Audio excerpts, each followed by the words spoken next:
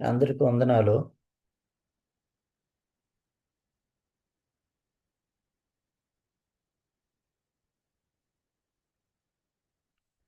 Translate ହବ କି ଭାଷା? ହଁ, ମୋର ନେଟ୍ କମ୍ ଅଛି, ସରିଯିବ। ସରିବ ନାହିଁ। କିଏ ହେଲେ ତେଲୁଗୁ ଲୋକ ଜଏନ୍ ହେଇଥିଲେ ହେଇଥାନ୍ତା। ଏଇଠି ରୁହ।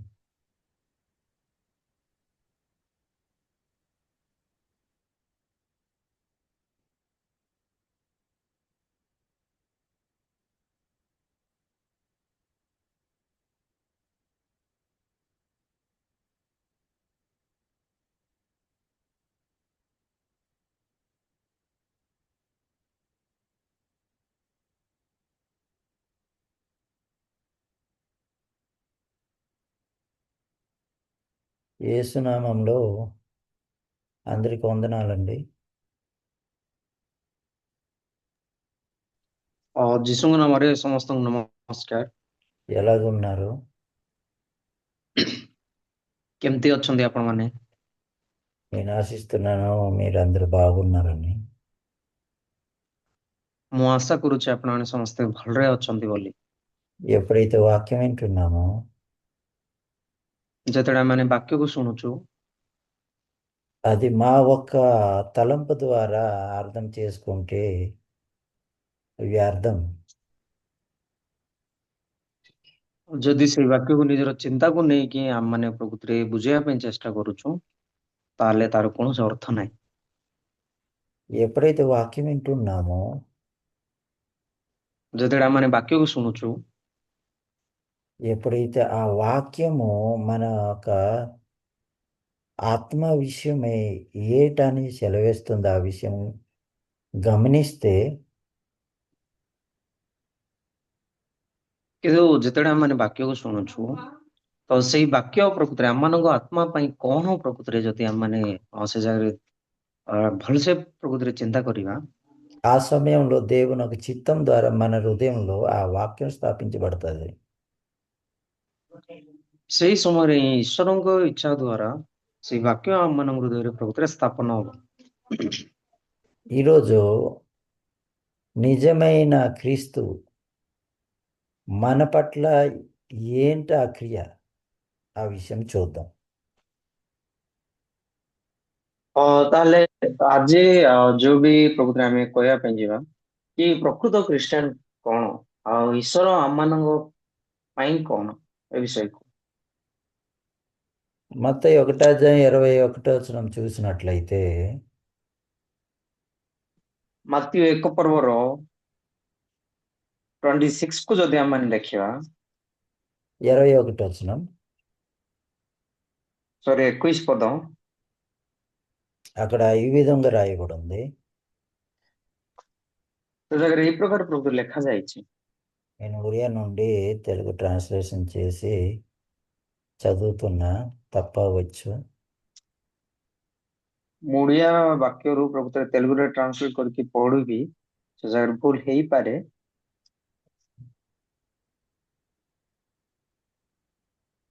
తన ప్రజలను వారి పాపముల నుండి ఆయనే రక్షించును గనుక ఆయనకు యేసు అను పేరు పెట్టిది మనం. ସେ ପୁତ୍ର ପ୍ରସବ କରିବେ ଆଉ ତୁମେ ତାଙ୍କ ନାମ ଯୀଶୁ ଦେବ, କାରଣ ସେ ଆପଣା ମାନଙ୍କୁ ସେମାନଙ୍କର ସମସ୍ତ ପାପରୁ ପରିତ୍ରାଣ କରିବେ। వారు ప్రజలు అని రాయబడి ఉంది. ସେମାନଙ୍କର ସମସ୍ତ ସେଇ ଲୋକ ଆପଣା ଲୋକମାନଙ୍କୁ ବୋଲି ଲେଖାଯାଇଛି।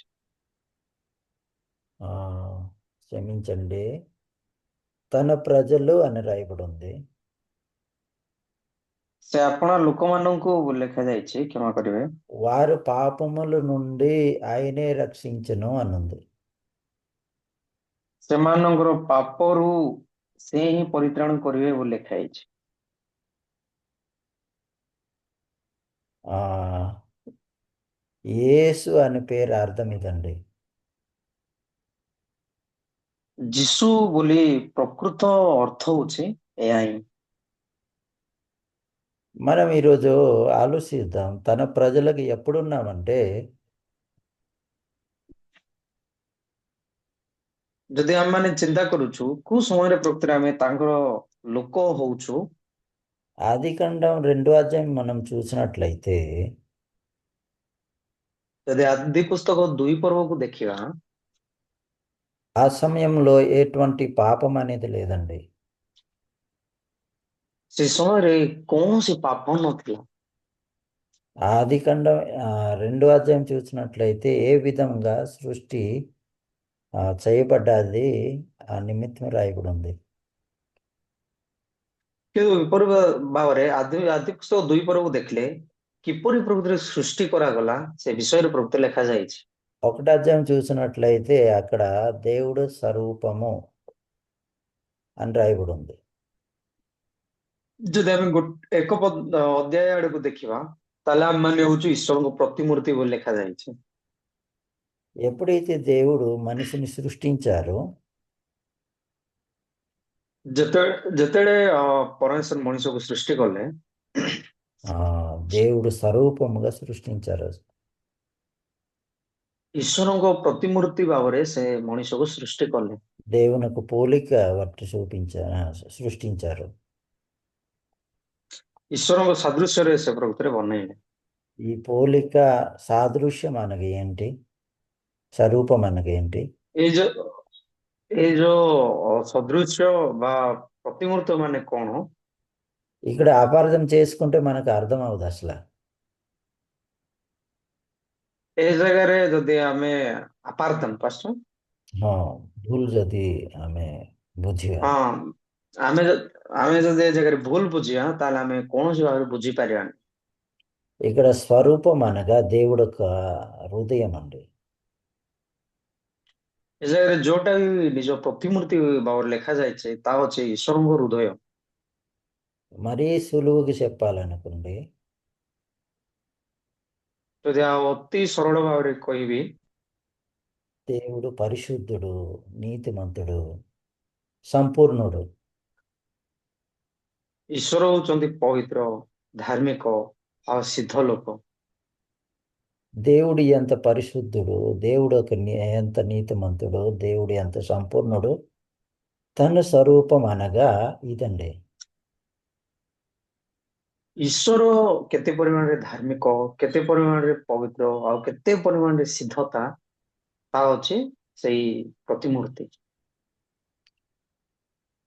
మనిషిని ఎప్పుడైతే సృష్టించారో ఆ సమయంలో దేవుడు ఎంత పరిశుద్ధుడు, మనిషి కూడా అంత పరిశుద్ధుడు.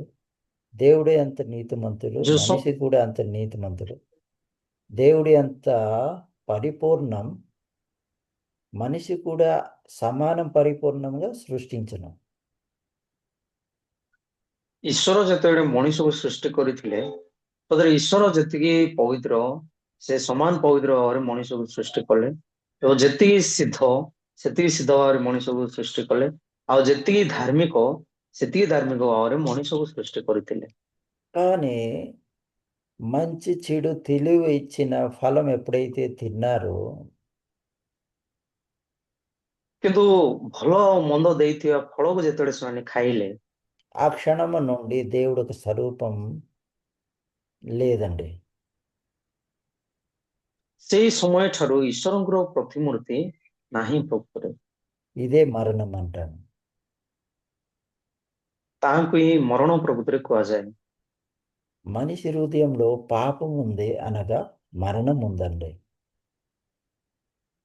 ଯଦି ମଣିଷ ହୃଦୟରେ ପାପ ଅଛି ତାର ଅର୍ଥ ହଉଛି ସେ ମୃତ୍ୟୁ ସହିତ ଅଛି। ఒకప్పుడు దేవుడు ఒక స్వరూపం అనగా దేవుడు ఒక పరిశుద్ధత, నీతి, పరిపూర్ణత మనిషి హృదయంలో స్థాపించబడింది. ଈଶ୍ୱର ନିଜ ପ୍ରତିମୂର୍ତ୍ତି, ତାର ଅର୍ଥ ଈଶ୍ୱରଙ୍କ ଧାର୍ମିକତା, ପବିତ୍ରତା, ସିଦ୍ଧତା ଏ ସମସ୍ତ ବିଷୟ ଦ୍ୱାରା ପରିପୂର୍ଣ୍ଣ ହେଇକି ଥିଲା। ସ୍ଥାପନ ହେଇକି। ఎప్పుడైతే మనిషి ఈ ఫలాన్ని తిన్నాడో ఆ క్షణం నుండి దేవుని ఒక స్వరూపం అనేది లేదండి. କିନ୍ତୁ ଯୋଉ ସମୟରେ କି ସେ ଏଇ ମଣିଷ ପ୍ରକୃତିରେ ଫଳ ଖାଇଲା, ସେଇ ସମୟ ଠାରୁ ଈଶ୍ୱରଙ୍କ ପ୍ରତିମୂର୍ତ୍ତି ମଣିଷ ପାଖରେ ନାହିଁ। ఈ ఫలం తినక ముందు తన ప్రజలుగా ఉండేవాళ్ళం మనం. କିନ୍ତୁ ଏଇ ଫଳକୁ ନ ଖାଇବା ପୂର୍ବରୁ ଆମେ ତାଙ୍କର ଲୋକ ଭାବରେ ଆମେ ଥିଲୁ। ఇప్పుడు ఫలం తిన్నారు కాబట్టి ఇప్పుడు మరి సాతాను అధీనంలో ఉన్నాం. ସେଥିପାଇଁ ବର୍ତ୍ତମାନ ଆମେ ଫଳ ଖାଇବା ଯୋଗୁଁ ଆମେ ଶୈତାନର ଅଧୀନରେ ଅଛୁ। అనగా మరణించామండి.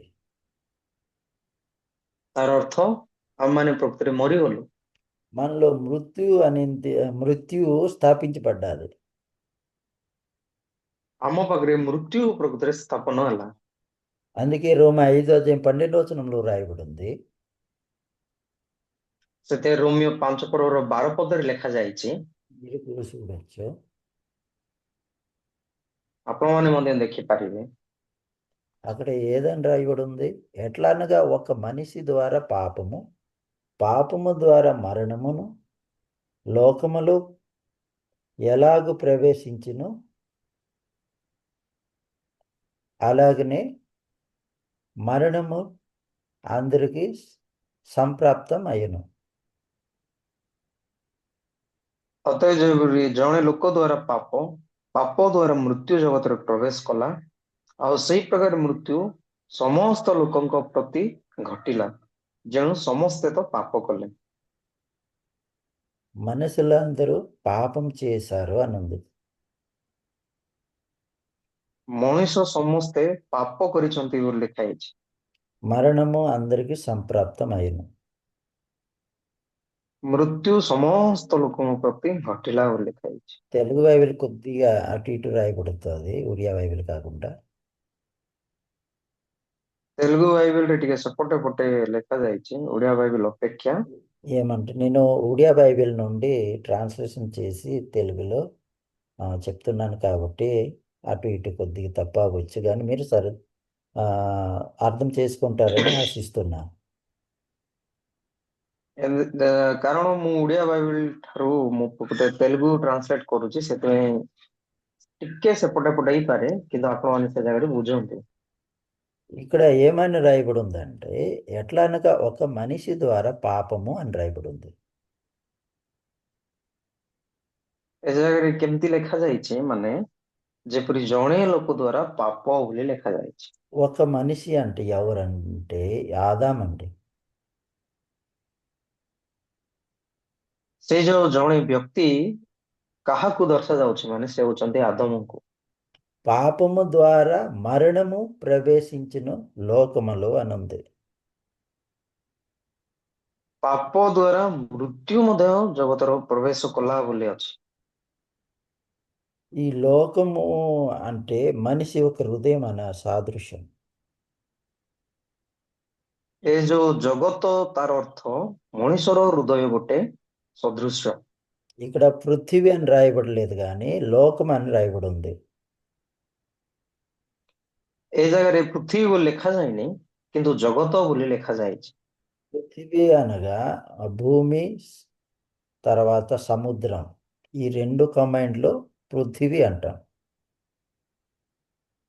ଏ ପୃଥିବୀ ତାର ଅର୍ଥ ହଉଛି ଭୂମି ଆଉ ସମୁଦ୍ରକୁ ଯଦି ମିଶୁଛି ଅଛି, ତାଙ୍କୁ ଆମେ ପୃଥିବୀ ବୋଲି କହୁ।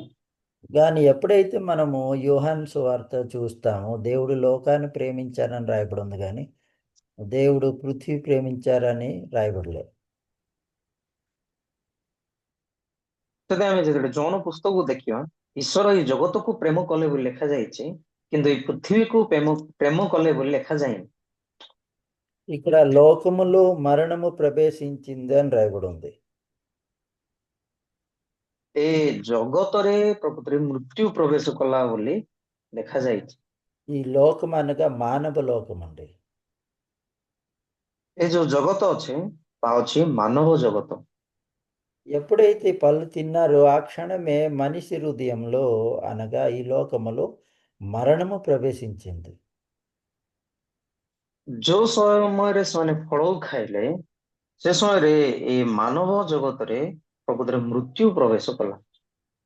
ఎప్పుడైతే తిన్నారో పాపమైంది, పాపము ద్వారా మరణము ప్రవేశించిందని రాయబడి ఉంది.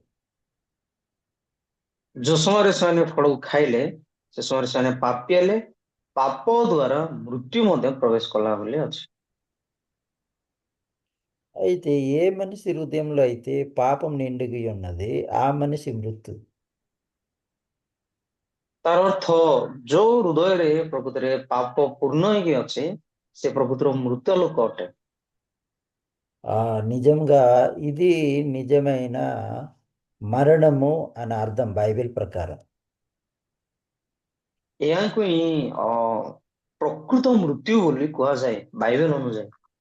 కానీ మనుషులు ఎలాగా అపార్థం చేసుకుంటున్నారంటే మనలో శ్వాసం ఉంటుంది కదా, ఆ, ఎప్పుడైతే ఆగిపోద్ది అనగా ప్రాణం నుండి ఈ శరీరం ఎప్పుడైతే ఆ, బయటికి వెళ్ళిపోద్ది అదే మరణం అనుకుంటున్నాం.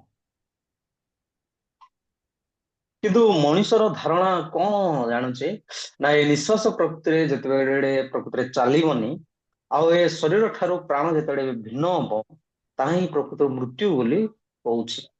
కానీ దేవుడు ఏంటన్నారంటే నువ్వు మట్టివి కాబట్టి మరలా మట్టిలో కలిసిపోతావు. କିନ୍ତୁ ପରମେଶ୍ୱର କେମିତି କହିଲେ ନା ତୁ ଯେହେତୁ ମାଟିରେ ନିର୍ମିତ ସେଥିପାଇଁ ପୁନରାୟ ତୁ ମାଟିରେ ମିଶିଯିବୁ ଏମିତି କହିଲେ। అందుకే ఈ శరీరం నుండి ప్రాణము వేరే అవుతుంది, అది మరణం కాదు. ସେଥିପାଇଁ ଏ ଶରୀର ଠାରୁ ପ୍ରାଣ ପ୍ରକୃତିରେ ଅଲଗା ହଉଛି ତା ପାଇଁ ବୋଲି ତା ପ୍ରକୃତିରେ ମରଣ କୁହାଯାଏନି। కానీ నిజమైన మరణం బైబిల్ ద్వారా ఏంటంటే ఎప్పుడైతే పళ్ళు తిన్నారో ఆ క్షణమే పాపం ఎప్పుడైతే ప్రవేశించింది అప్పుడే మరణము కూడా ప్రవేశించింది. କିନ୍ତୁ ପ୍ରକୃତ ମୃତ୍ୟୁ କାହାକୁ କୁହାଯାଏ ଯୋଉ ସମୟରେ ସେମାନେ ପ୍ରକୃତିରେ ଫଳକୁ ଖାଇଲେ ଫଳ ଦ୍ଵାରା ଖାଇବା ଦ୍ଵାରା ପାପ ପ୍ରବେଶ କଲା ତା ଦ୍ଵାରା ମୃତ୍ୟୁ ମଧ୍ୟ ପ୍ରବେଶ କଲା। ఎవరైతే ఈ బైబిల్ ప్రకారం ఎలాగ మృతి పొందామో ఈ విషయం విశ్వాసిస్తారు, ଯୋଉ ଲୋକ କି ବାଇବେଲ ଅନୁଯାୟୀ ମୁଁ କେମିତି ପ୍ରକୃତିରେ ମୃତ୍ୟୁ ଘଟିଛି ଏ ବିଷୟ ସେ ଜାଣିବ వాళ్ళే యేసు మాట వినగలరు. ସେମାନେ ହିଁ ପ୍ରକୃତିରେ ଖ୍ରୀଷ୍ଟଙ୍କର ବାକ୍ୟକୁ ଶୁଣିପାରିବେ। వాళ్ళే యేసు ఒక శబ్దము వినగలరు. ସେମାନେ ହିଁ କେବଳ ଖ୍ରୀଷ୍ଟଙ୍କର ସ୍ୱରକୁ ପ୍ରକୃତିରେ ଶୁଣିପାରିବେ। మీరు యోహాను 5:25 చూసినట్లయితే అక్కడ రాయబడి ఉంది ఈ వాక్యం అలా ఆ విధంగా. ଯଦି ଆପଣମାନେ ସେ ଜାଗାରେ ଜହନ 5:25 ପଢିବେ ସେ ସେଇ ପ୍ରକାର ଲେଖାଯାଇଛି। అక్కడ ఈ విధంగా రాయబడి ఉంది, మృతులు దేవుడు కుమారుడు శబ్దం విని గడియ వచ్చుచున్నవి, ఈ విధంగా రాయబడి ఉంది. ସେ ଜାଗାରେ ଏଇ ପ୍ରକାର ଲେଖାଯାଉଛି ଯୋଉ ସମୟରେ ମୃତମାନେ ଈଶ୍ୱରଙ୍କ ପୁତ୍ରଙ୍କ ସ୍ୱର ଶୁଣିବେ ବୋଲି ଲେଖାଯାଇଛି। ఎవరు అని రాయబడి ఉంది? మృతులు అని రాయబడి ఉంది. କୋଉ ଲୋକମାନେ ବୋଲି ଲେଖାଯାଇଛି ନା ମୃତମାନେ ବୋଲି ଲେଖାଯାଇଛି। వినేవాడు ఏటైతారు? జీవిస్తారని రాయబడి ఉంది. ତାହେଲେ ଶୁଣିବା ଲୋକ ପ୍ରକୃତିରେ କଣ ହୁଏ ବୋଲି ଲେଖାଯାଇଛି? ସେମାନେ ସଜୀବ ହେବେ ବୋଲି ଲେଖାଯାଇଛି। ఎవరు వింటారంటే మృతులే వినగలరు యేసు ఒక శబ్దము అంటే మాట. ତାହେଲେ କିଏ ପ୍ରକୃତିରେ ଶୁଣିପାରିବ ନା ମୃତ ଲୋକ ହିଁ ପ୍ରକୃତିରେ ଶୁଣିପାରିବ ଈଶ୍ୱରଙ୍କ ପୁତ୍ରଙ୍କ ମାନେ ଯୀଶୁଙ୍କର ସ୍ୱରକୁ। ఎవరైతే మరణించారో వాళ్ళు మనం పాత పెట్టాము కదా, సమాధి చేశాము, వాళ్ళ విషయం ఇక్కడ రాయబడలే. କିନ୍ତୁ ଯୋଉ ଲୋକମାନେ ପ୍ରକୃତିରେ ମରିଯାଇଛନ୍ତି ଆମେ ସେମାନଙ୍କୁ ସମାଧି ଦେଇଛୁ ଆଉ ପୋତି ଦେଇଛୁ ନା ସେମାନଙ୍କ ବିଷୟରେ ଲେଖାଯାଇନି। కానీ ఆదాము ఎప్పుడైతే పళ్ళు తిన్నారో తిన్న తర్వాత ఏ మరణం అయితే కలిగింది, ఏ విధంగా ఈ మరణం మనం మన వరకు వచ్చింది వాక్యపరంగా ఎప్పుడైతే తెలుసుకుంటామో ଯେତେବେଳେ କି ଆଦମ ଫଳ ଖାଇଲା ପରେ ଏଇ ମୃତ୍ୟୁ କୋଉ ପ୍ରକାର ପ୍ରକୃତିରେ ଘଟିଲା ଆଉ ଏ ମୃତ୍ୟୁ କେମିତି ପ୍ରକୃତିରେ ଆମ ପାଖକୁ ଆସିଲା ଏ ବିଷୟ ଯେତେବେଳେ ବାକ୍ୟ ଅନୁଯାୟୀ ଆମେ ବୁଝିବା ఆ సమయమే యేసు ఒక శబ్దము వినగలము. ସେଇ ସମୟ ଠାରୁ ହିଁ ଯୀଶୁଙ୍କର ସ୍ୱରକୁ ଆମେ ଶୁଣିପାରିବା। బైబిల్ ప్రకారం ఆదాం ద్వారా మనము మృతి పొందాం. ବାଇବେଲ ଅନୁସାରେ ଆଦମଙ୍କ ଦ୍ୱାରା ଆମମାନେ ମୃତ୍ୟୁ ପାଇଛୁ। ఈ విషయం ఎవరైతే విశ్వాసిస్తారో ఖచ్చితంగా యేసు ఒక శబ్దం వింటారు, వాళ్ళు జీవిస్తారు. ସତରେ ଏ ବିଷୟକୁ ଯିଏ ପ୍ରକୃତିରେ ସଠିକରେ ବିଶ୍ୱାସ କରିବ ସେ ଲୋକ ହିଁ ଯୀଶୁଙ୍କର ସ୍ୱରକୁ ଶୁଣିକି ସେ ଜୀବନକୁ ପାଇବ। ఎవరైతే బైబిల్ ప్రకారం ఏ విధంగా మృతి పొందామో ఈ విషయం విశ్వసించరు, କିନ୍ତୁ ଯୋଉ ଲୋକ କି ମୁଁ କେମିତି ମରିଅଛି ବାଇବେଲ ଅନୁଯାୟୀ ସେ ଯଦି ବିଶ୍ୱାସ କରିବନି, ఆ వాళ్ళకు విశ్వాసం ఏ విధంగా ఉంటుందంటే ତାଙ୍କର ବିଶ୍ୱାସ କେମିତି ପ୍ରକୃତିରେ ଥାଏ? మనము కొద్ది రోజుల తర్వాత క్రిస్మస్ వస్తుందండి. ସତରେ ବର୍ତ୍ତମାନ ଆମ ପାଖରେ କିଛି ସମୟ ପରେ ଦିନ ପରେ ଖ୍ରୀଷ୍ଟମାସ ଆସିବ। వాళ్ళకు విశ్వాసం ఎలాగుంటుందంటే క్రిస్మస్ కాబట్టి కొత్త బట్టలు వేసుకోవడం, మంచి ఆహారాలు తీసుకోవడం, తర్వాత చర్చికి వెళ్ళడం, వాక్యం వినడం, డ్యాన్స్ చేయడం ఇదంతా చేస్తారండి. ସେମାନେ ପ୍ରକୃତିରେ କେମିତି ରହନ୍ତି, କେମିତି ପ୍ରସ୍ତୁତ କରନ୍ତି? ମାନେ ଖ୍ରୀଷ୍ଟମାସ ଆସୁଛି ତ ନୂଆ ଡ୍ରେସ, ଭଲ ଖାଦ୍ୟ, ସେ ଜାଗାରେ ଚର୍ଚ୍ଚକୁ ଯାଉଛନ୍ତି, ଗିର୍ଜା କରୁଛନ୍ତି, ଡାନ୍ସ ମଧ୍ୟ କରୁଛନ୍ତି, ଏମିତି ଅଛନ୍ତି। కానీ యేసు ఎందుకు పుట్టారో బైబిల్ ప్రకారం ఆ రహస్యం ఏంటి అసలు, ఈ విషయం వాళ్ళు ఎప్పుడు కూడా విశ్వసించరు. କିନ୍ତୁ ଯୀଶୁ ଖ୍ରୀଷ୍ଟ କାହିଁକି ପ୍ରକୃତିରେ ଜନ୍ମଗ୍ରହଣ କରୁଛନ୍ତି, ଏହାର ରହସ୍ୟମୟ କଣ, ଏ ବିଷୟକୁ ସେମାନେ ଜଣେ ବି କିଏ ବିଶ୍ୱାସ କରୁନାହାନ୍ତି। కానీ వాళ్ళ ముఖంలో చూస్తే చాలా ఆనందం ఉంటుంది. କିନ୍ତୁ ଅନ୍ୟପଟେ ଦେଖିଲେ ସେମାନଙ୍କର ମୁହଁକୁ ଦେଖିଲେ ବହୁତ ଆନନ୍ଦିତ ଭାବରେ ଥାଆନ୍ତି। కానీ వాళ్ళ హృదయంలో చూస్తే ఎటువంటి నిజమైన సంతోషం లేదండి. କିନ୍ତୁ ହୃଦୟରେ ଦେଖିଲେ ସତରେ କୌଣସି ଆନନ୍ଦମୟ ବିଷୟ ସେ ଜାଗାରେ ନାହିଁ। ఒక పిచ్చివాడు మనం చూస్తే ఎప్పుడు నవ్వుకొని ఉంటాడు కదా. ଯେମିତିକି ଜଣେ ପାଗଳ ଲୋକ ସବୁବେଳେ ଯେତିକି ହସିକି ଥିବ,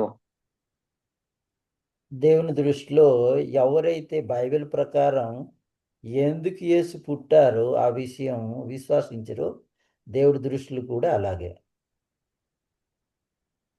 ଈଶ୍ୱରଙ୍କ ଦୃଷ୍ଟିରେ ମଧ୍ୟ ସେ ସମାନ ଲୋକ ଯୋଉ ଲୋକମାନେ କି ପ୍ରକୃତିରେ ବାଇବେଲ ଅନୁସାରେ ଖ୍ରୀଷ୍ଟ କଣ ପାଇଁ ଜନ୍ମ ହେଇଛନ୍ତି ନ ଜାଣିଥିବା ଲୋକ। యేసు ఎందుకు పుట్టారంటే తన ప్రజలు వారి పాపముల నుండి ఆయనే రక్షిస్తాడనమాట. ତାହେଲେ ଯୀଶୁ ପ୍ରକୃତିରେ କଣ ପାଇଁ ଜନ୍ମ ହେଲେ?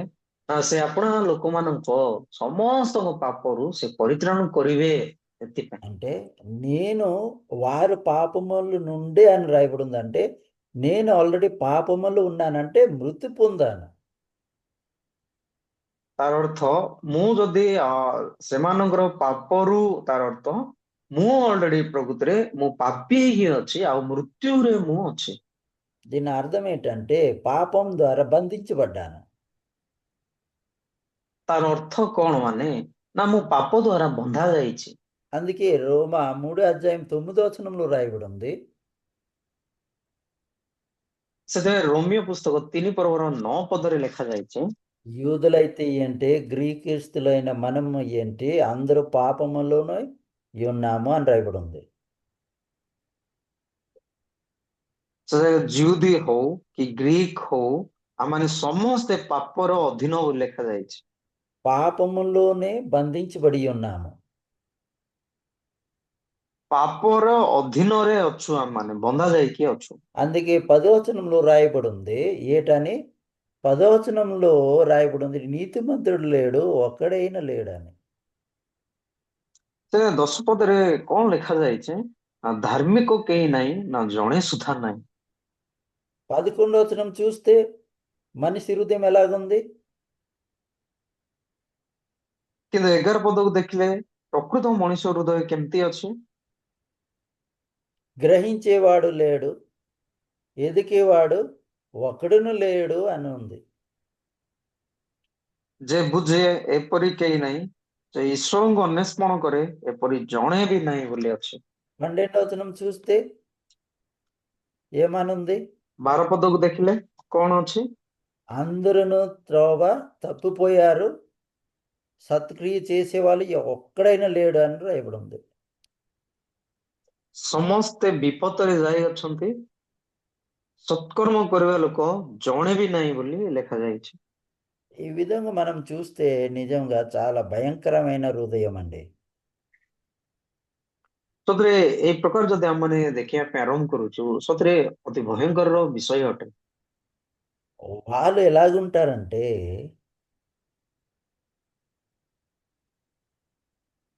ସେମାନେ କେମିତି ଥାଆନ୍ତି ମାନେ 10వ వచనం నమ్ముతారండి,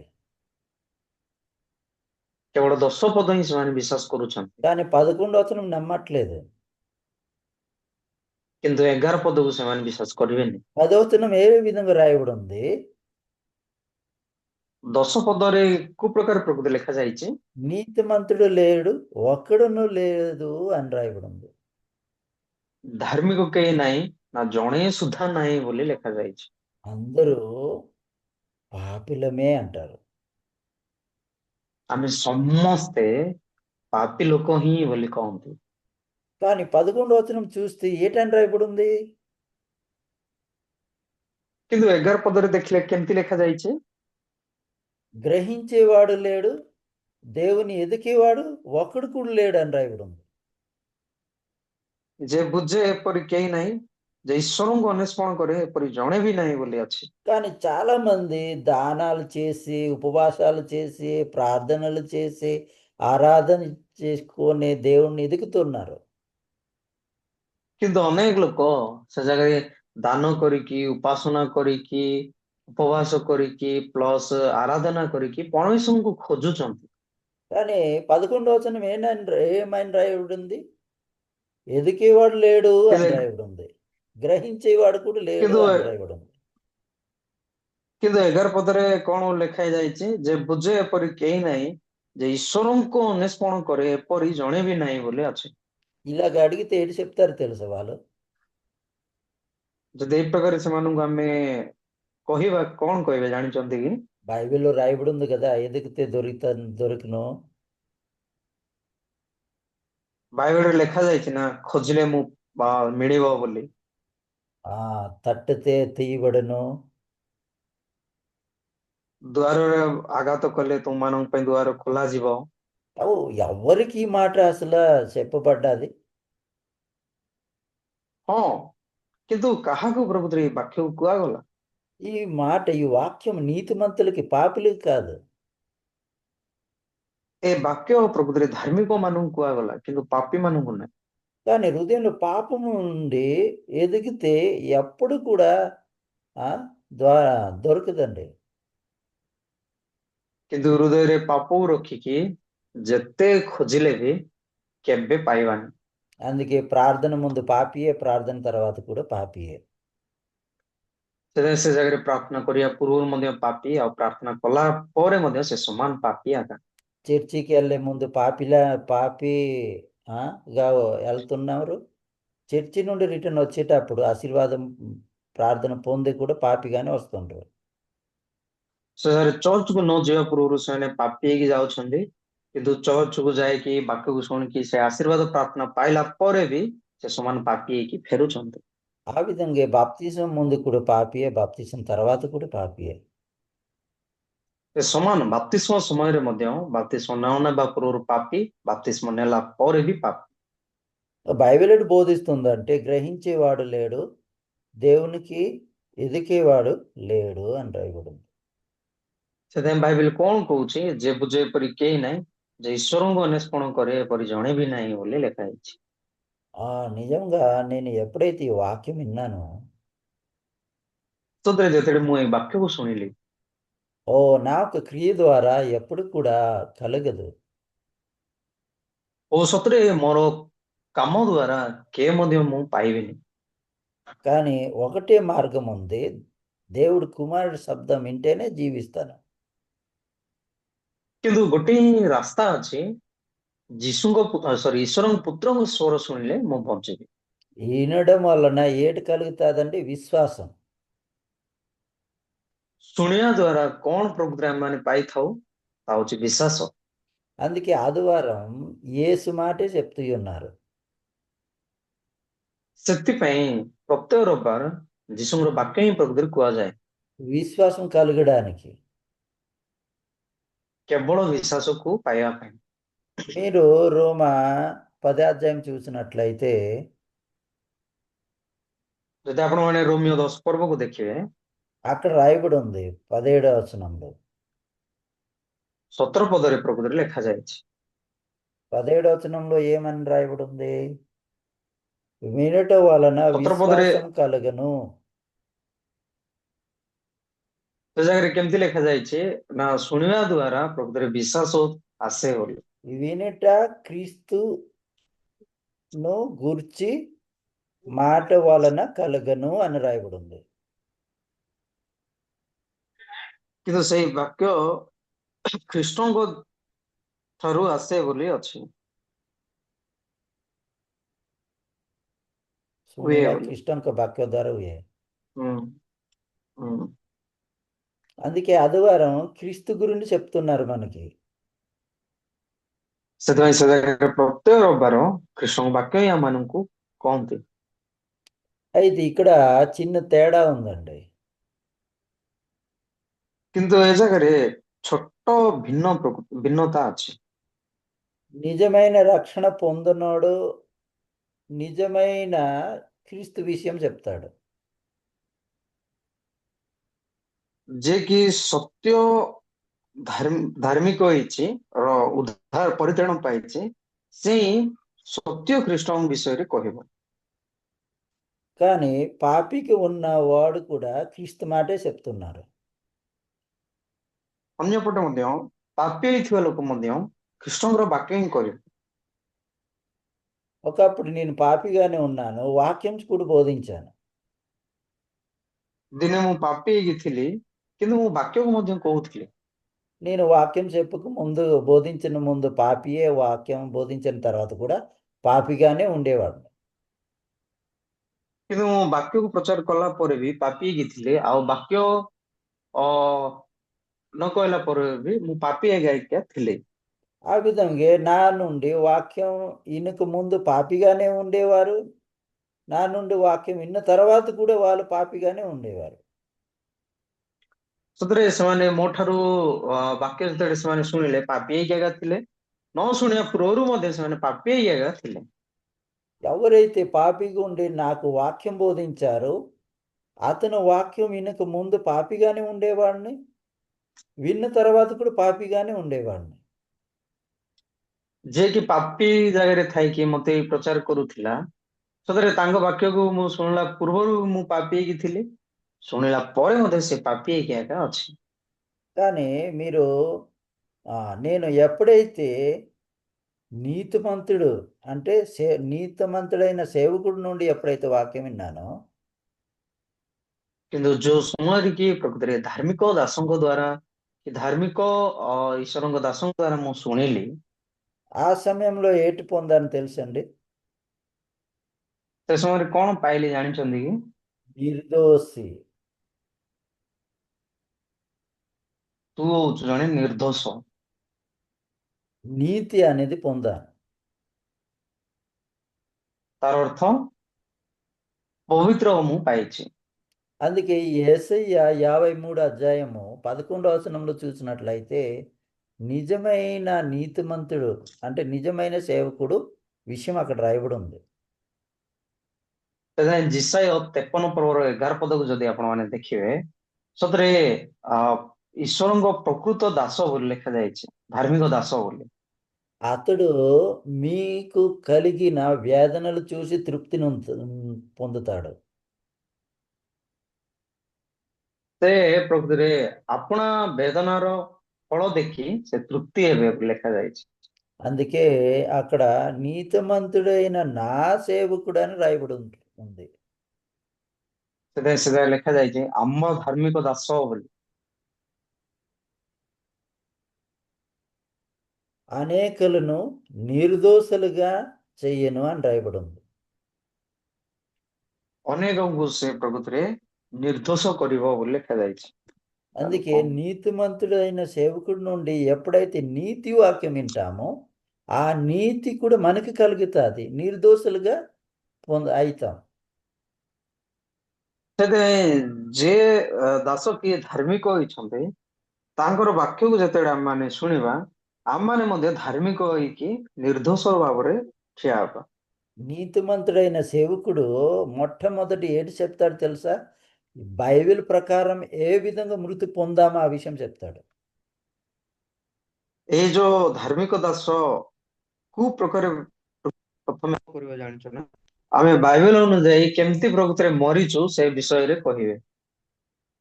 తర్వాత బైబిల్ ప్రకారము ఎలాగ క్రీస్తు ఒక మాట ద్వారా జీవితాన్ని పొందుతామో ఆ విషయం చెప్తారు. ତା ସେକେଣ୍ଡରେ ତାପରେ କଣ କହିବ ନା, ଈଶ୍ୱରଙ୍କ ପୁତ୍ରଙ୍କ ସ୍ୱର ଦ୍ୱାରା ମାନେ ଯୀଶୁଙ୍କର ସ୍ୱର ଦ୍ୱାରା ଆମମାନେ ଶୁଣିକି କେମିତି ପ୍ରକୃତିରେ ଧାର୍ମିକ ହେଇଛୁ ସେ ବିଷୟରେ କହିବ। అందుకే ఈరోజు ఏ వాక్యం అయితే చదువునామో ସେଟା ଆଜି ଯୋଉ ବାକ୍ୟକୁ ଆମେ ପଢିଲୁ, తన ప్రజలను వారి పాపముల నుండి ఆయనే రక్షించను అనుంది. ସେ ଆପଣା ଲୋକମାନଙ୍କୁ ସେମାନଙ୍କର ସମସ୍ତ ପାପରୁ ପରିତ୍ରାଣ କରିବେ ବୋଲି ଅଛି। యేసు పేరు అర్థం ఇది. ଯୀଶୁଙ୍କର ନାଁର ଅର୍ଥ ହଉଛି ଏଇଟା। వారు ప్రజలు అంటే పళ్ళు తినక ముందు వాళ్ళ ప్రజలుగా ఉండేవాళ్ళము. ଆପଣା ଲୋକମାନଙ୍କୁ ତାର ଅର୍ଥ ଫଳ ନ ଖାଇବା ପୂର୍ବରୁ ଯୋଉ ଲୋକମାନେ ଥିଲେ, పళ్ళు తిన్నాక చనిపోయి ఉన్నాం, మృతి పొందాము, సాతానా దినంలో ఉన్నాం. କିନ୍ତୁ ଫଳ ଖାଇଲା ପରେ ଆମମାନେ ମରିଯାଇଛୁ ଆଉ ଶୈତାନର ଅଧୀନରେ ଅଛୁ। అందుకే రోమ 3:10 రాయబడి ఉంది,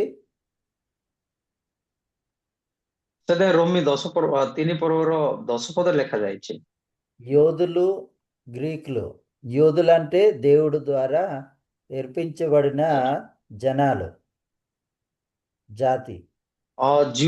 ଜିଉଦୀ ବା ଗ୍ରୀକ, ତାର ତ ଜିଉଦୀ ହଉଛି ସେମାନେ ଈଶ୍ୱରଙ୍କ ଦ୍ୱାରା ମନୋନୀତ ହେଇଥିବା ଲୋକମାନେ। గ్రీక్ అనగా మనము. ଗ୍ରୀକ ହଉଛୁ ଆମ୍ଭେମାନେ।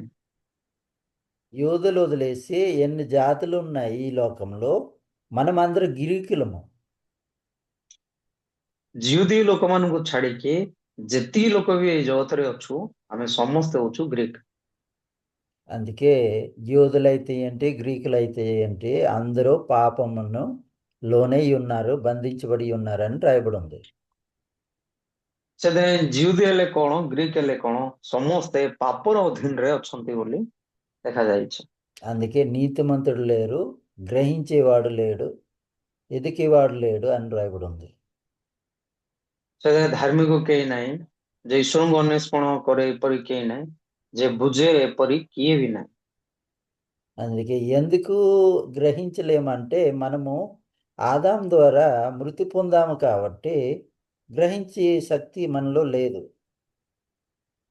କାହିଁକି ଆମେ ପ୍ରକୃତିରେ ବୁଝିପାରୁନୁ କି ଗ୍ରହଣ କରିପାରୁନୁ, ତାର ଅର୍ଥ ଯେହେତୁ ଆମେ ଆଦମଙ୍କ ଠାରୁ ଫଳ ଖାଇଛୁ ମରିଅଛୁ ସେଥିପାଇଁ। అందుకే యేసయ్య 55:8 రాయబడి ఉంది, ସେଥିପାଇଁ ଜିସାୟ 55:8 ଲେଖାଯାଇଛି, నా తలంపులు మీ తలంపు వంటిది కాదు, నా త్రోవలు మీ త్రోవ వంటివి కావు అని. ଆମମାନଙ୍କ ସଂକଳ୍ପ ସକଳ ତୁମମାନଙ୍କ ସଂକଳ୍ପ ପରି ନୁହେଁ, ତୁମମାନଙ୍କର ମାର୍ଗ ସକଳ ଆମର ମାର୍ଗ ପରି ନୁହେଁ। పళ్ళు తిన్న తర్వాత దేవుడు ఒక హృదయం నుండి చాలా దూరంకి వెళ్ళిపోయాం.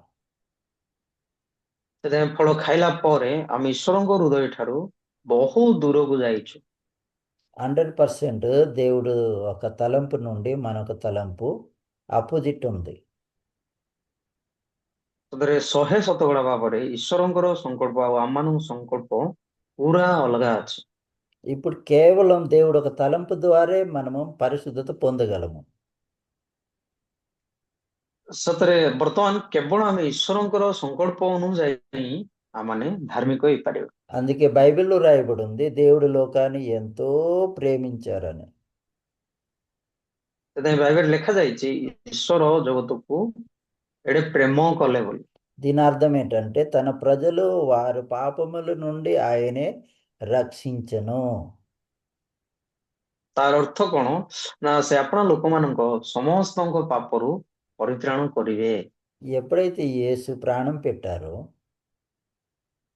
ଯେତେବେଳେ ଯୀଶୁଖ୍ରୀଷ୍ଟ ପ୍ରକୃତରେ ନିଜର ପ୍ରାଣକୁ ଦେଲେ ఆ సమయంలో కేవలం యేసు ఒక రక్తం ద్వారా మనం పరిశుద్ధ చేయబడ్డాం.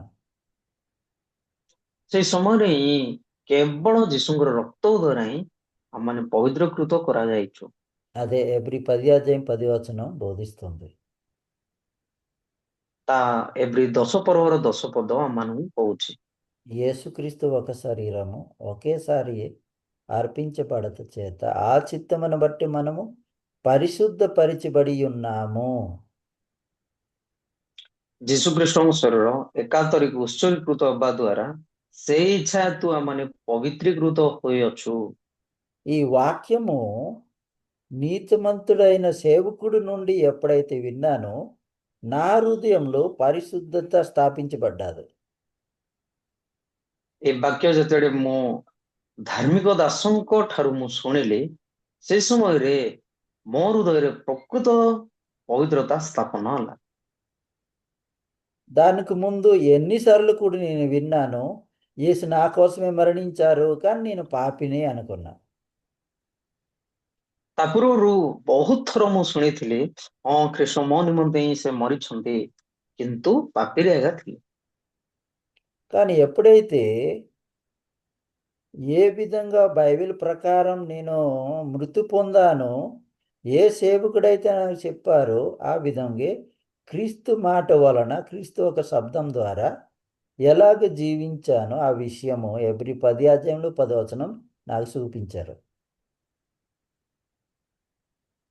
କିନ୍ତୁ ଯେତେବେଳେ ସେଇ ଦାସଙ୍କ ଦ୍ୱାରା ମୁଁ ଶୁଣିଲି ସତରେ ବାଇବେଲ ଅନୁସାରେ ମୁଁ କେମିତି ପ୍ରକୃତିରେ ମୃତ ପାଇଛି ଆଉ ବାଇବେଲ ଅନୁଯାୟୀ କେମିତି ଯୀଶୁ ପ୍ରକୃତିରେ ସେ ପ୍ରକୃତିରେ ଉତ୍ସର୍ଗୀ ହେଲେ ମରିଲେ ସେ ବାକ୍ୟ ଦ୍ୱାରା ଯେତେବେଳେ ଏଭ୍ରି 10ର 10 ପଦକୁ ଦେଖେଇକି କହିଲେ ସେଇ ସମୟରେ ହିଁ ମୁଁ ପ୍ରକୃତିରେ పవిత్రకృత ହେଇଛି ବୋଲି ପାଇଲି।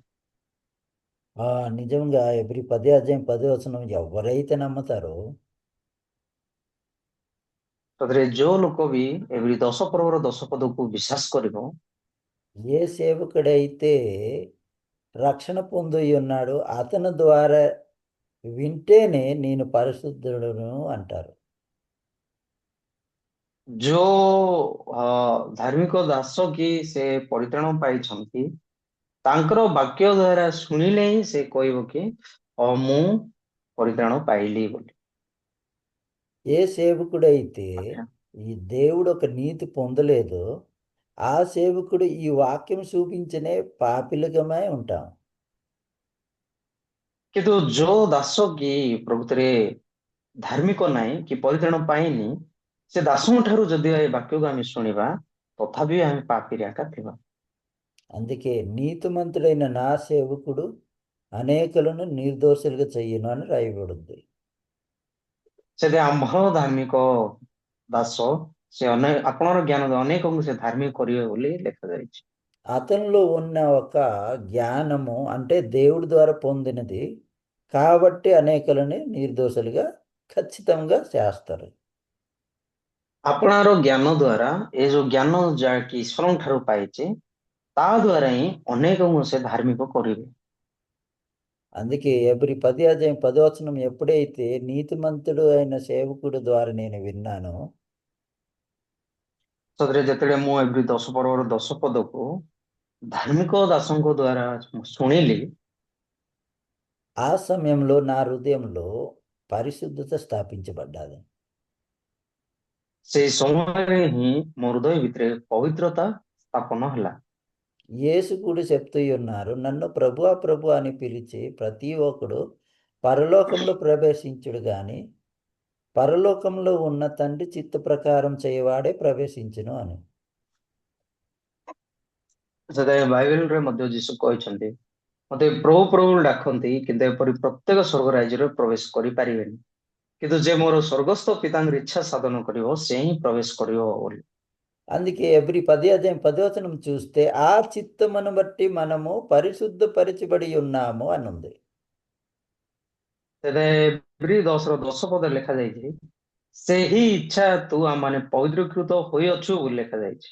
అయితే ఈ క్షణమే ఈ వాక్యం ప్రకారము చూడు, ఆ చిత్తమును బట్టి నేను ఎవరిని? ସେଥିପାଇଁ ଏଇ ବାକ୍ୟକୁ ଧରିକି ତମେ ଏବେ ଦେଖ ସେ ଇଚ୍ଛା ଦ୍ୱାରା ମୁଁ କଣ? పాపిపరచబడి ఉన్నానా, పరిశుద్ధపరచబడి ఉన్నానా? ପାପୀକୃତ କରାଯାଇଛି ନା ପବିତ୍ରକୃତ କରାଯାଇଛି? బైబిల్ ఎటు చెలవిస్తుందంటే ఆ చిత్తమును బట్టి మనము పరిశుద్ధపరచబడి ఉన్నాము. କିନ୍ତୁ ବାଇବେଲ କଣ କହୁଛି ଆମମାନଙ୍କୁ? ସେ ଇଚ୍ଛା ଦ୍ୱାରା ଆମମାନେ ପବିତ୍ରୀକୃତ କରାଯାଇଛୁ, ହୋଇଅଛୁ। పరిశుద్ధ అయితామని కాదు, కానీ పరిశుద్ధ పరిచబడి ఉన్నాము అని ఉంది. ପବିତ୍ର ହେବା ବୋଲି ନାହିଁ, କିନ୍ତୁ ପବିତ୍ରକୃତ ହୋଇଅଛୁ ବୋଲି ଅଛି। ఈ వాక్యము రక్షణ పొందలేని పాస్టర్ అనగా దేవుని చిత్తమేటి గ్రహించలేని పాస్టర్ అనగా నీతిమంతుడు నీతి పొందలేని పాస్టర్ ఏ విధంగా చెప్తారు తెలుసా? କିନ୍ତୁ ଏଇ ବାକ୍ୟକୁ ଯୋଉ ପାଷ୍ଟର କି ଧାର୍ମିକ ହେଇନି, ଈଶ୍ୱରଙ୍କ ଇଚ୍ଛାକୁ ଜାଣିନି, ଆଉ ପବିତ୍ର ହେଇନି, ସେ ଲୋକ କେମିତି କହିବ ଜାଣନ୍ତି କି? నీ పాపం ఒప్పుకో, ତୁ ପାପ ସ୍ୱୀକାର କର। నీ పాపం ఒప్పుకుంటే, నిజ రక్షకుడిగా అంగీకరిస్తే, బాప్తిసం తీసుకుంటే, తర్వాత విశ్వాసం బట్టి పరిశుద్ధత పొందుతావు. ପ୍ରଥମେ ତୁ ଯଦି ପାପ ସ୍ୱୀକାର କରିବୁ, ତୁ ଉଦ୍ଧାରକର୍ତ୍ତା ବୋଲି ଗ୍ରହଣ କରିବୁ, ତାପରେ తు ବାପ୍ତିସ୍ମ ନବୁ ଯଦି, ତାପରେ ଯାଇକି ତୁ పవిత్రకృత ବୋଲି ଗଣାଯିବୁ। పరిశుద్ధంగా ఉండడానికి ప్రయత్నిస్తేనే అప్పుడు పరిపూర్ణంగా నువ్వైతావు. ତୁ ଧାର୍ମିକ ଭାବରେ ବଞ୍ଚିବା ପାଇଁ ଚେଷ୍ଟା କଲେ ପରେ ହିଁ ତୁ ପ୍ରକୃତିରେ ପରିପୂର୍ଣ୍ଣ ହେଇକି ଧାର୍ମିକ ହବୁ। కానీ ఎవ్రీ 10 వచనం చూడండి, ఆ విధంగా ఉందా? ఆల్రెడీ పరిశుద్ధపరచబడి ఉన్నామా అని ఉందా? କିନ୍ତୁ ଏଭ୍ରି ପୁସ୍ତକ 10 ପର୍ବର 10 ପଦକୁ ଦେଖନ୍ତୁ, ସେଇ ପ୍ରକାରେ ଅଛି ନା ପ୍ରକୃତିରେ ଆମେ ଅଲରେଡି ପ୍ରକୃତିରେ ପବିତ୍ରକୃତ ହୋଇଅଛୁ ବୋଲି ଅଛି? ఎవరైతే పరిశుద్ధపరచబడి ఉన్నారో వాళ్ళు 14 వచనంలో సదాకాలము సంపూర్ణులుగా చేసి ఉన్నారని ఉంది. ତାହେଲେ ଯୋଉ ଲୋକମାନେ ପବିତ୍ରକୃତ ହେଇଛନ୍ତି, 14 ପଦ ଅନୁସାରେ ସେମାନେ ଚିରକାଳ ନିମନ୍ତେ ସିଦ୍ଧ କରାଯାଇଛନ୍ତି। అందుకే 15 వచనం చూసినట్లయితే పరిశుద్ధాత్మ కూడా సాక్ష్యం ఇస్తున్నారు. ସେଇ ପ୍ରକାରେ ଯଦି ଆମେ 15 ପଦକୁ ଦେଖିବା, ତାହେଲେ ପବିତ୍ର ଆତ୍ମା ମଧ୍ୟ ନିଜେ ସାକ୍ଷ୍ୟ ଦଉଛନ୍ତି। ఎప్పుడైతే 17 వచనం మీరు చూస్తారో దేవుడే చెప్తూ ఉన్నారు, వాళ్ళ పాపములు వారి అతిక్రమలు నేను ఎన్నడను జ్ఞాపము చేసుకొనును అని. ତାହେଲେ 17 ପଦ ମଧ୍ୟ ପରମେଶ୍ୱର ନିଜେ କହୁଛନ୍ତି, ସେମାନଙ୍କ ପାପ ଓ ସେମାନଙ୍କ ଅପରାଧ ଆମେ ଆଉ ସ୍ମରଣ କରିବା ନାହିଁ। అవునా కాదండి? ହଁ ନା ନାହିଁ? దేవుడేటి సెలవిస్తుండ్రు? ଈଶ୍ୱର କଣ ଆମମାନଙ୍କୁ କହୁଛନ୍ତି? జ్ఞాపకం చేసుకుంటానంటుండ్రా? ସ୍ମରଣ କରିବି କହୁଛନ୍ତି କି? చూడండి వాక్యము. ବାକ୍ୟକୁ ଦେଖନ୍ତୁ, ఎన్నడును నేను జ్ఞాపకం చేసుకోను అంటుండ్రు. ଆଉ ମୁଁ ସେମାନଙ୍କର ପାପ ଅପରାଧ ସ୍ମରଣ କରୁନି ବୋଲି କହୁଛନ୍ତି। ఏమి మనం పాపం చేయలేదా? କଣ ପାଇଁ ଆମେ ପାପ କରିନୁ କି? నేను పాపమే చేశానండి. ମୁଁ କେବଳ ପାପ ଏକା କରିଛି। నేను చేసిన కాకుండా దేవుడు నా కోసం యేసు బలి ఇచ్చారు. ఇది చాలా చాలా ఎత్తుగా ఉందండి. ମୋ କରିବା ଅପେକ୍ଷା ଈଶ୍ୱର ଯୀଶୁଙ୍କୁ ଯାହା ବଳି କରିଛନ୍ତି ତା ସବୁଠାରୁ ମହାନ ତୁଚ୍ଛ విషయం. అందుకే యేసు రక్తం ద్వారా సంపూర్ణంగా చేశారు కాబట్టి నా పాపము, నా అపరాధము, అతిక్రమము ఎన్నడూ జ్ఞాపకం చేసుకోవట్లేదు దేవుడు. ସେଥିପାଇଁ ଯୀଶୁଙ୍କ ରକ୍ତ ଦ୍ୱାରା ମତେ ଯେହେତୁ ସିଦ୍ଧ କରିଅଛନ୍ତି ତାହା ପାଇଁ ବୋଲି ଈଶ୍ୱର ମୋର ପାପ ଓ ଅପରାଧକୁ ସ୍ମରଣ କରୁନାହାନ୍ତି. ఈ విధంగా మీరు ఈరోజు గ్రహించినట్లయితే, విశ్వసించినట్లయితే మీ హృదయంలో ఇంక పాపము స్థానం పొందదు. ସତରେ ଏଇ ପ୍ରକାର ଯଦି ଆପଣମାନେ ନିଜ ହୃଦୟରେ ଗ୍ରହଣ କରିବେ କି ବିଶ୍ୱାସ କରିବେ ତାହେଲେ ସତରେ ଏ ବାକ୍ୟ ନିଜ ହୃଦୟରେ ତମ ସ୍ଥାପନ ହବ. అందుకే ఈరోజు ఏదైతే చదువునామో, తన ప్రజలు వారు చె- పాపముల నుండి ఆయన్ను రక్షించును అంటే ఈ విధంగా శిలువ మీద నుండి మన ఒక పాపములు ఆయనే రక్షించారు. ଆଜି ଯୋଉ ବାକ୍ୟକୁ ଆମମାନେ ପଢିଲୁ ସେ ଆପଣା ଲୋକମାନଙ୍କର ସେମାନଙ୍କ ପାପରୁ ପରିତ୍ରାଣ କରିବେ ତାର ଅର୍ଥ ଏଇ ପ୍ରକାର ହିଁ କୃଷରେ ପ୍ରକୃତିରେ ଉତ୍ସର୍ଗୀ ହେଇକି ତାର ରକ୍ତ ଦ୍ୱାରା ସେ ଆମମାନଙ୍କୁ ପରିତ୍ରାଣ କଲେ. ఇంక చాలా మంది ఏంటంటారు తెలుసండి, କିନ୍ତୁ ବହୁତ ଗୁଡାଏ ଲୋକମାନେ କଣ କହୁଛନ୍ତି, మీరు వినుంటారు, మీరు మీ పెదవుల నుండి కూడా ఆ మాట చెప్పుంటారు మీరు. ଆପଣ ମାନେ ମଧ୍ୟ ଶୁଣିଥିବେ କି ବଡ ଲୋକମାନଙ୍କ ଠାରୁ ମଧ୍ୟ ଶୁଣିଥିବେ ఏ భేదము లేదు, అందరూ పాపం చేసి దేవుని మహిమను పొందలేకపోతున్నారు అని రాయబడి ఉంది. ସମସ୍ତେ ତ ପାପ କରିଅଛନ୍ତି ପୁଣି ଈଶ୍ୱରଙ୍କ ଗୌରବ ଠାରୁ ରହିତ ହୋଇଅଛନ୍ତି. అందుకే మనం అందరూ పాపులము. ସେଥିପାଇଁ ଆମେ ସମସ୍ତେ ପାପୀ. కానీ ఆ కింద వచనం మరి నాళ్ళు నమ్మట్లేదండి. କିନ୍ତୁ ତା ତଳେ ଥିବା ଯୋଉ ବାକ୍ୟକୁ ସେମାନେ କେହି ମଧ୍ୟ ବିଶ୍ୱାସ ఆ କରୁନାହାନ୍ତି. కింద వచనం ఎలాగ రాయబడి ఉందంటే, ତାର ତଳେ ଥିବା ବାକ୍ୟ କେମିତି ଲେଖାଯାଇଛି ମାନେ కాబట్టి అని ఉంది అక్కడ.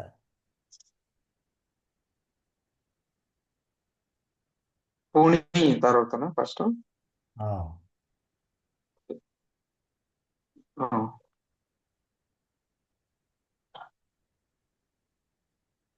కాబట్టి అని ఉందా? ପୁଣି ବୋଲି ଅଛି ନା ఆయన కృప చేతనే ତାହାଙ୍କ ଅନୁଗ୍ରହରେ క్రీస్తు యేసునందు ଖ୍ରୀଷ୍ଟ ଯୀଶୁଙ୍କ ଠାରେ విమోచన ద్వారా ఉచితముగా నీతిమంతులుగా తీర్చబడదరు అని ఉంటుంది. ଯେଉଁ ମୂର୍ତ୍ତି ଅଛି ବିନା ମୂଲ୍ୟରେ ତ ଦ୍ୱାରା ଧାର୍ମିକ ଗଣିତ ହୁଅନ୍ତି ବୋଲି ଲେଖାଯାଇଛି. ఈ వచనం ఎవరైతే నమ్ముతారో వాళ్ళు నీతిమంతులు. ଏ ବାକ୍ୟକୁ ଯୋଉ ଲୋକ ବିଶ୍ୱାସ କରିବ ସେ ଧାର୍ମିକ ଗଣିତ ଲୋକ. 24 వచనం మీరు చూసినట్లయితే నేను పాపినని మీరు చెప్పలేరు. ଯଦି ଆପଣ ମାନେ 26 ପଦକୁ ଦେଖିବେ ତାହେଲେ ମୁଁ ପାପୀ ବୋଲି କେବେ ବି କହିପାରିବିନି. అందుకే నేను ఆశిస్తున్నాను ఖచ్చితంగా ఈరోజు మీరు ఈ వాక్యం ద్వారా హృదయంలో విశ్వాసం పొంది ఉన్నారని. ସେଥିପାଇଁ ମୁଁ ଆଜି ଆଶାକୁ ରଖୁଅଛି ଏ ବାକ୍ୟ ଦ୍ୱାରା ପ୍ରକୃତ ବିଶ୍ୱାସକୁ ଆପଣମାନେ ପାଇଅଛନ୍ତି ବୋଲି. నేను ప్రార్థన చేద్దాం. ଆସନ୍ତୁ ଆମେ ପ୍ରାର୍ଥନା କରିବା. మన మధ్య డికోన్ ఉన్నారు, ప్రార్థన చేస్తారు. ଆମମାନଙ୍କ ମଧ୍ୟରେ ଡିକନ ଅଛନ୍ତି, ସେ ପ୍ରାର୍ଥନା କରିବେ.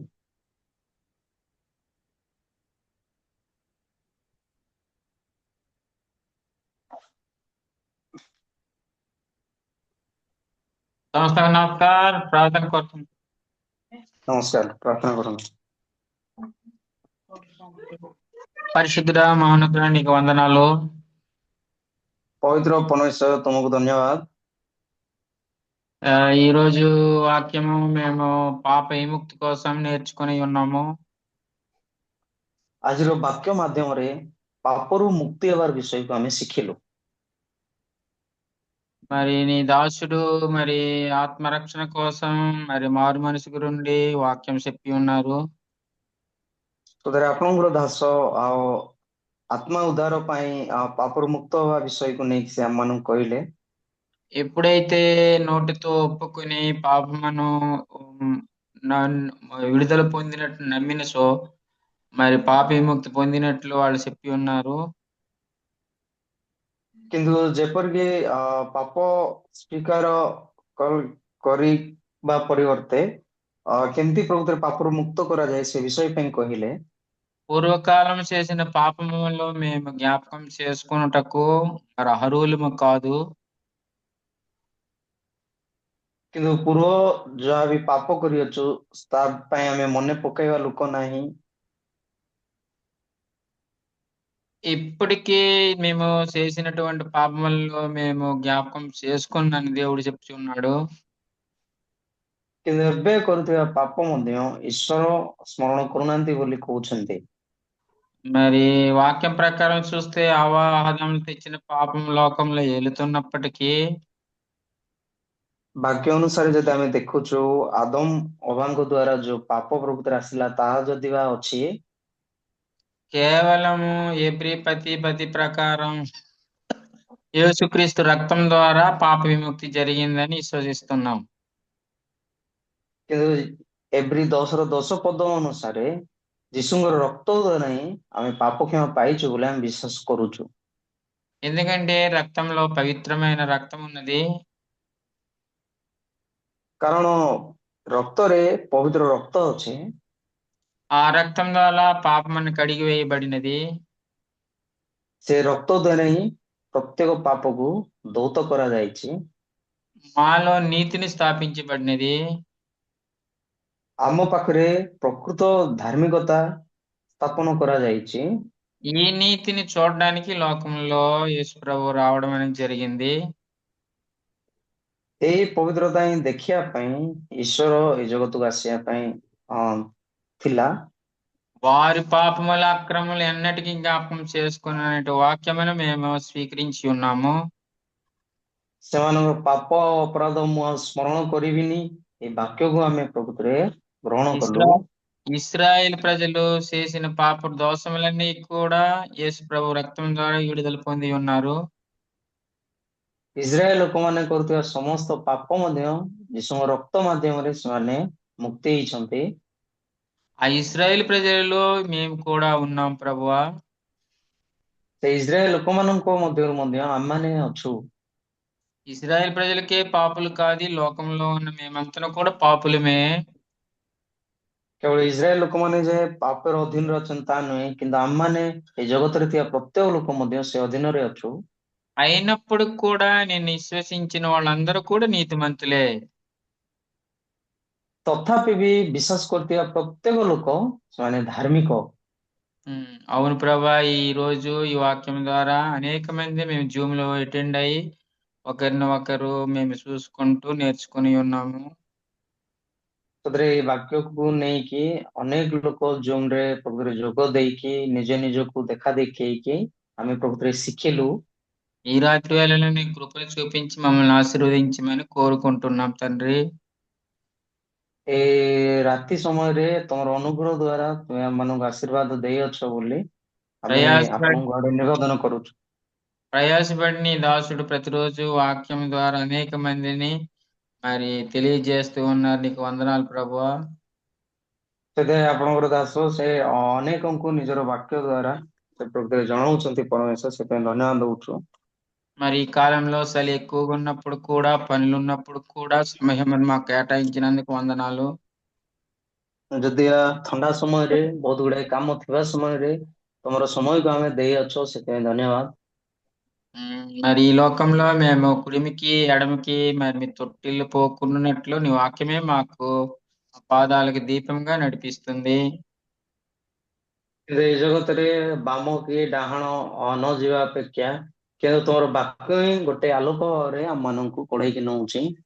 నీ రాజ్యంలో వచ్చినప్పుడే వాక్యమును పట్టుకొని నీ రాజ్యంలో వెళ్తామని విశ్వాసం మా కృపని చూపిస్తున్నందుకు వందనాలు. ତୁମେ ଆମମାନଙ୍କୁ ଅନୁଗ୍ରହ କରୁଛ, ବିଶ୍ୱାସ ମଧ୍ୟ ଦେଉଛ କେବଳ ତୁମ ବାକ୍ୟ ଦ୍ୱାରା ହିଁ ତୁମ ରାଜ୍ୟକୁ ପ୍ରବେଶ କରିବା ପାଇଁ। యేసునామమున ప్రార్థిస్తున్నాం తండ్రి, ఆమేన్. ଯୀଶୁଙ୍କ ନାମରେ ପ୍ରାର୍ଥନା କରୁଛୁ ପରମେଶ୍ୱର, ଆମେନ୍।